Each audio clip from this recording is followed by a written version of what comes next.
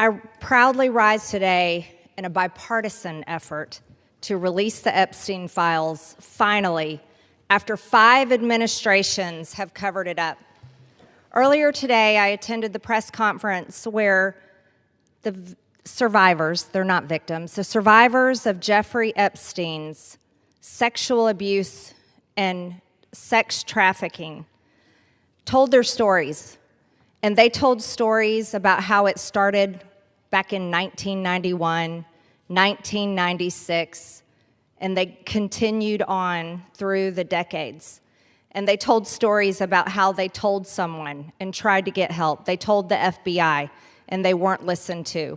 And they told law enforcement, and no one did anything. And these women don't just number a few. These women number around 1,000 women. And they are victims of something that's unthinkable.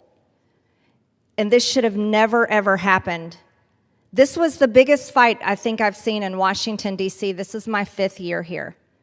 And this was a fight that we should have never had to wage. It should have been the easiest thing for every single member of Congress. It should have been the easiest thing for the Speaker of the House. It should have been the easiest thing for the President of the United States to release all the information, every single file, on behalf of these American women.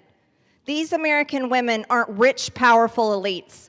They do not have someone paying for their airline tickets or paying for their trips or paying for their expenses every time they try to do something to get this information out. These are your average Americans. And you want to know what the Epstein files represent, the cover-up represents to average Americans? It represents the failures of the federal government and Congress to the American people. And that is what people rose up about in 2024. They wanted and demanded transparency from their government and for Americans finally to be put first. And today, with this vote, we are finally putting these victims and these survivors of Jeffrey Epstein and the cabal of rich, powerful elites that expands not just here in the United States of America, but to other countries as well. We're putting them last. And that is exactly what Americans want. You see, for far too long, Americans have been put last. And they're sick of it. They're sick and tired of it. And this is why they don't trust Congress. This is why they don't trust the government. And here's the problem. All of these women who have suffered in shame for years and years and years, women who were terrified, women who were intimidated, women who were threatened, just like Virginia Giuffre. And now she's dead. And these women should have never faced that, for this information to come out. And we, especially the 4 Republican members of the House of Representatives, we should have never faced intimidation and threats for us to get this vote to come to the floor. Never forget, there were 4.